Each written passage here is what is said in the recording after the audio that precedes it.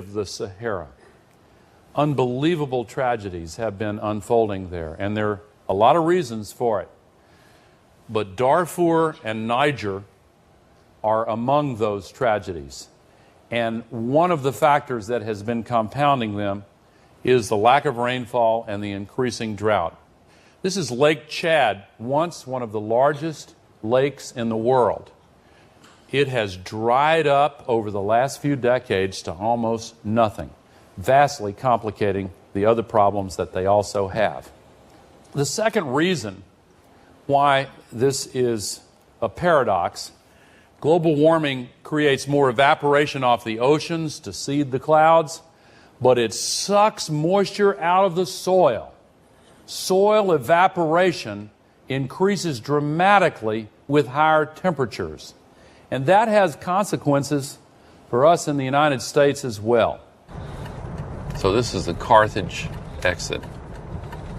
When I was 14 years old, I totaled the family car right there.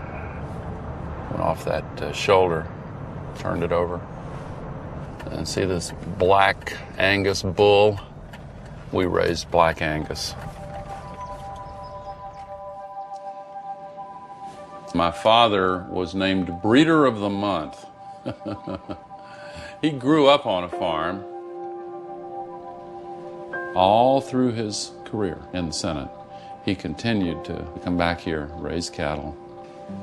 Learning it from your dad on the land, that's really something special.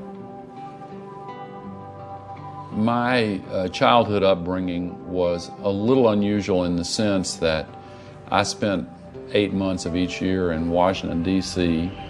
in a small little hotel apartment. And then the other 4 months were spent here on this big, beautiful farm. I had a dog here. I had a pony here. I could shoot my rifle here. I could go swimming in the river here, go out and lay down in the grass.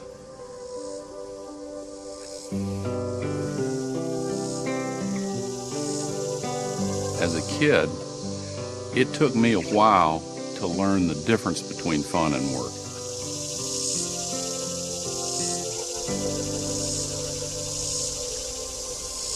The places where people live were chosen because of the climate pattern that has been pretty much the same on Earth since the end of the last ice age, 11,000 years ago. Here on this farm, the patterns are changing.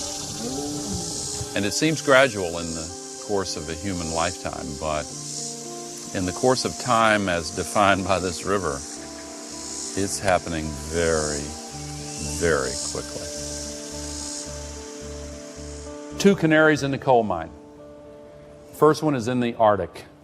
This, of course, is the Arctic Ocean, the floating ice cap, Greenland on its side there.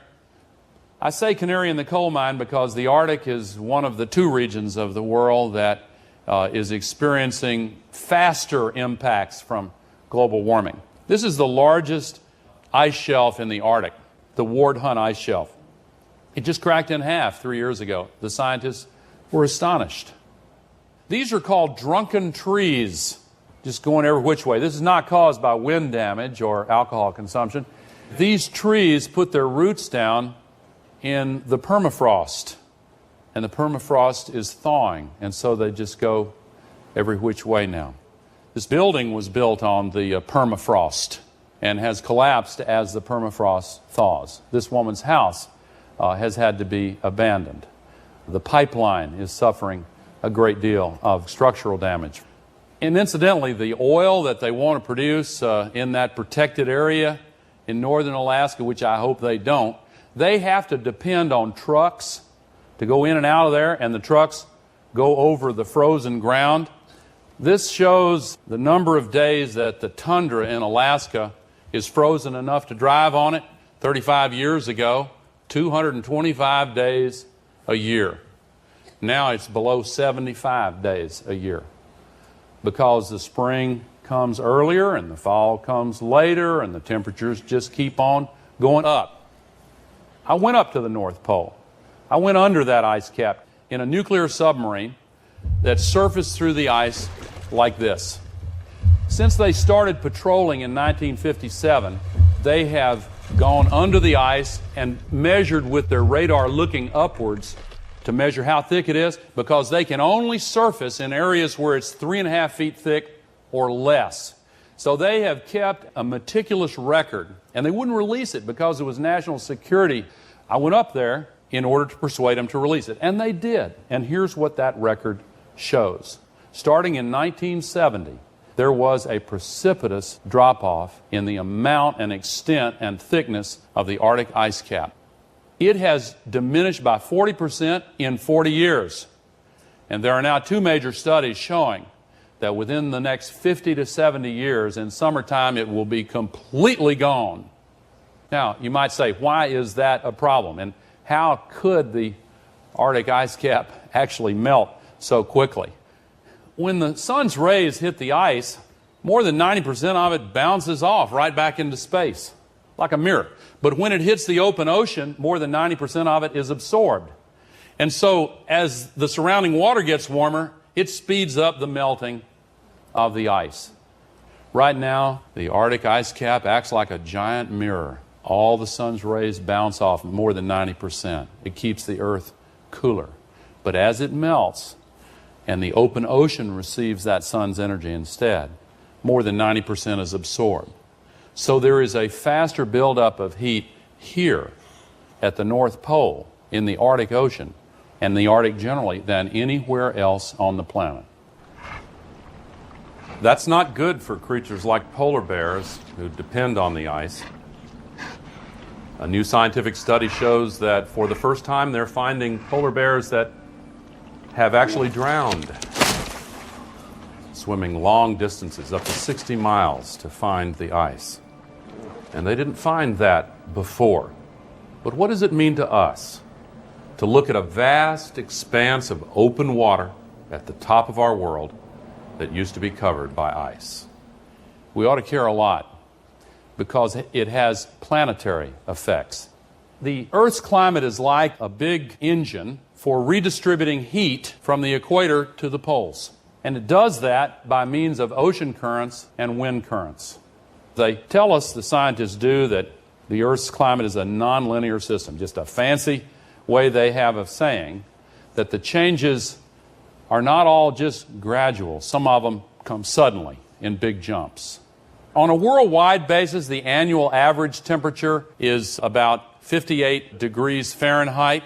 If we have an increase of 5 degrees, which is on the low end of the projections, look at how that translates globally. That means an increase of only 1 degree at the equator, but more than 12 degrees at the pole.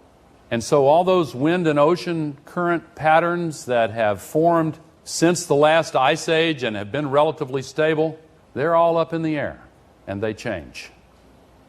And one of the ones they're most worried about, where they've spent a lot of time studying the problem, is in the North Atlantic, where the Gulf Stream comes up and meets the cold winds coming off the Arctic over Greenland, and that evaporates the heat out of the Gulf Stream, and the steam is carried over to Western Europe by the prevailing winds and the Earth's rotation. But isn't it interesting that the whole ocean current system is all linked together in this loop? They call it the ocean conveyor. And the red are the warm surface currents. The Gulf Stream is the best known of them.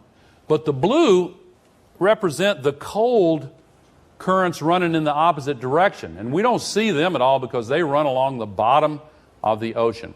Up in the North Atlantic, after that heat is pulled out, what's left behind is colder water and saltier water, because the salt doesn't go anywhere. And so that